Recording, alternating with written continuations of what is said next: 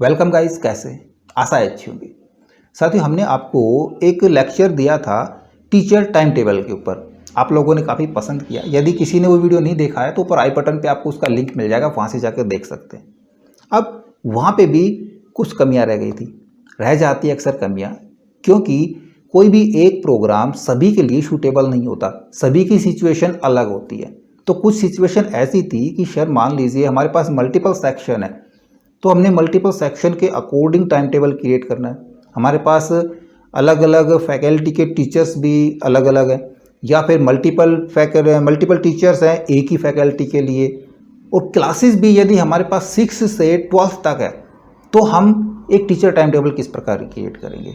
तो मैंने काफ़ी बड़ा टाइम टेबल बनाने की कोशिश करी है, उम्मीद करूँगा आपको ज़रूर अच्छा लगेगा।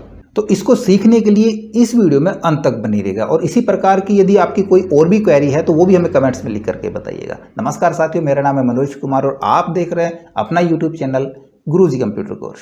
तो चलिए सीख लेते हैं। तो देखिए, टाइम टेबल के लिए फॉर्मेट हमारे पास वही है, सेम फॉर्मेट। मैंने यहाँ पे कोई चेंजमेंट नहीं किया है, सिर्फ इसको मैंने बढ़ा दिया है।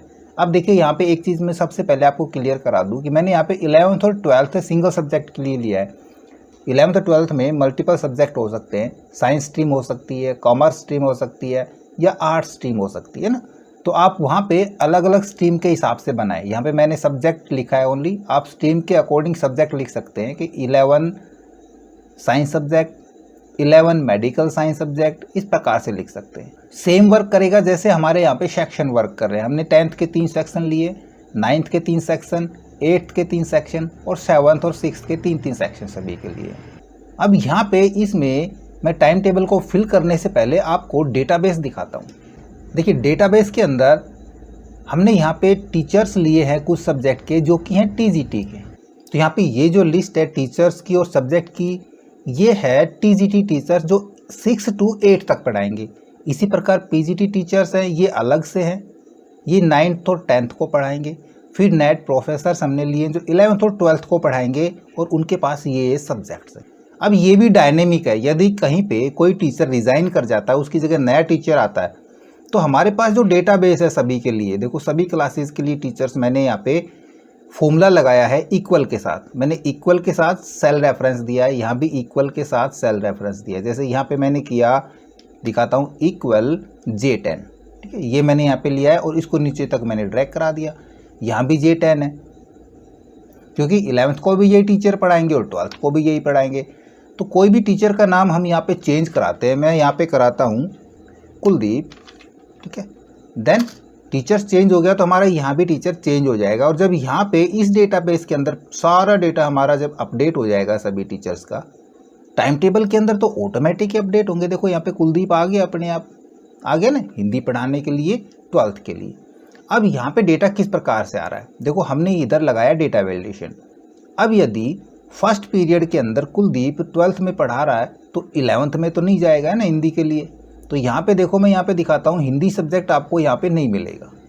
इसी प्रकार सेकंड पीरियड ज्योग्राफी का है 12th में, और 11th में जाके हम देखेंगे तो सेकंड पीरियड ज्योग्राफी का नहीं मिलेगा। यहाँ पे सेकंड पीरियड हम कोई दूसरा सब्जेक्ट लगा सकते हैं, हिंदी, इंग्लिश, केमिस्ट्री, मैथ, इस प्रकार से। या वैकेंट दे दिया तो वैकेंट के अंदर ये टीचर अपने आप वहाँ से पिक कर लिया इसने। तो जिस भी स्ट्रीम के लिए आप यहाँ पे चुनेंगे ऑटोमेटिक यहाँ पे आएगा। तो ये डेटा वैलिडेशन हमने कैसे लगाया, ऐसे ही पहले यहाँ का डेटा वैलिडेशन और देखते हैं। 10th के अंदर देखिए, मैंने यहाँ पे इंग्लिश चुना है। फर्स्ट पीरियड के अंदर 9th और 10th किसी भी दूसरे जो सेक्शन है उसमें अब आपको इंग्लिश नहीं मिलेगा, क्योंकि इंग्लिश का पीरियड 10th C के अंदर चल रहा है फर्स्ट पीरियड। अब इंग्लिश का पीरियड हम 8th क्लास में लगा सकते हैं पहला पीरियड, क्योंकि 8th क्लास की फैकल्टी अलग है, वहाँ पे टीचर अलग पढ़ाते हैं। यहाँ पे देखो, मैं 8th के लिए यहाँ पे चुनता हूँ इंग्लिश, यहाँ पे आता है सुमन पढ़ाती है 8th क्लास को, जबकि 9th 10th को कौन पढ़ाता है, पुष्पा पढ़ाती है। और हम 11th 12th को देखें इंग्लिश कौन पढ़ाता है, तो यहाँ पे मैं चुन के देखूँ इंग्लिश, तो यहाँ पे सतीश कौशिक पढ़ाता है। तो मल्टीपल फैकल्टी होगी हमारे पास, और टीजीटी, पीजीटी और लेक्चरर के अकॉर्डिंग हमने इनको डिवाइड करा दिया। अब ये डेटा वैलिडेशन हमने लगाया, ये कैसे आ रहा है, ये लास्ट वीडियो में हमने आपको दिखाया था ना, वो वीडियो जरूर देखें, क्योंकि सारी चीज़ें यहाँ पे समझाऊंगा तो ये वीडियो बहुत ज़्यादा लंबा हो जाएगा। डेटा वैलिडेशन के लिए हमने एक रिकॉर्ड लिस्ट तैयार करी थी। यहाँ पे देख रहे हो रिकॉर्ड लिस्ट, इसके अंदर हमने फिल्टर फॉर्मूला लगाया। अब उधर हमने एक ही लिस्ट तैयार करी थी क्योंकि हमारे पास सिंगल टाइम टेबल था। वो प्राइमरी तक का हो सकता है या मिडिल तक का हो सकता है, ठीक है, दोनों तरीके के, सिर्फ हमको उसके लिए सिंगल रिकॉर्ड लिस्ट बनाने की ज़रूरत है। अब यदि हमारे पास प्राइमरी टू सीनियर सेकेंडरी तक है तो हमको रिकॉर्ड लिस्ट अलग अलग बनानी पड़ेगी। हमारे पास 12th तक है, ये 11th 12th की रिकॉर्ड लिस्ट है, यहाँ पे 9th और 10th की रिकॉर्ड लिस्ट है, और यहाँ पे 6 to 8 तक की है। और इन्हीं रिकॉर्ड लिस्ट के अकॉर्डिंग अलग अलग डेटा वैलिडेशन हमने टाइम टेबल के अंदर लगाया। यहाँ पे हमने दोनों पे वैलिडेशन, जो इतने ये सारे वैलिडेशन है, ये हमने 11th 12th की रिकॉर्ड लिस्ट के अनुसार लगाए।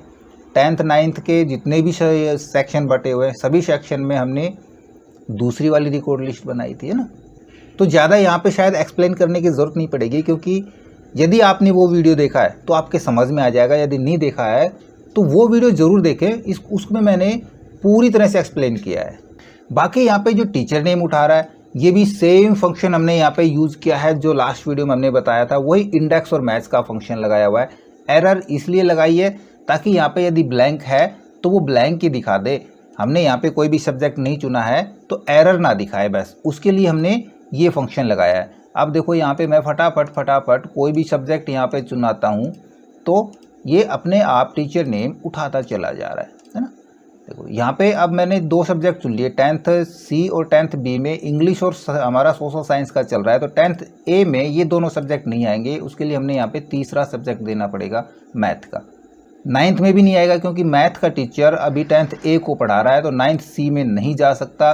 तो यहाँ पे हम कोई दूसरा सब्जेक्ट ले लेंगे, यहाँ पे हम कोई तीसरा सब्जेक्ट लगा देंगे, और 9th A के अंदर हम कोई भी और अदर सब्जेक्ट यहाँ पे दे सकते हैं। क्लियर। देखो आप यहाँ पे सारे सब्जेक्ट हमारे यहाँ पे चल के दिखाते हैं। रिकॉर्ड लिस्ट के अंदर हमने देखो जो टीचर यहाँ पे जो सब्जेक्ट दिए थे, अब यहाँ से वो एम्प्टी हो चुके हैं ना, यानी कि जो भी चुनेंगे वो यहाँ से हटता चला जाएगा। इसीलिए हमारा यहाँ पे वही सब्जेक्ट दिखाता है जो अभी हमारा वहाँ पे अप्लाई नहीं हुआ है। तो तरीका वही है बनाने का, आपने अपनी थोड़ी सी क्रिएटिविटी दिखानी ज़रूरी है, ज़्यादा मुश्किल नहीं है ये प्रोग्राम बनाने। अब इसको यदि आप और भी ज़्यादा अपडेट करना चाहते हैं, अभी तो हमने देखो टाइम सिर्फ मॉर्निंग शिफ्ट का ही लिया है, सभी क्लासें मॉर्निंग शिफ्ट में चल रही है।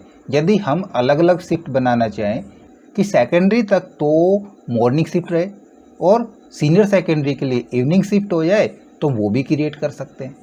प्रैक्टिस के लिए इस फाइल का लिंक मैं नीचे डिस्क्रिप्शन में डाल दूंगा, और यदि इसी फाइल में आप चेंज में करके थोड़ा सा चेंजिंग करके अपने लिए तैयार करना चाहें तो अपने लिए तैयार कर सकते हैं।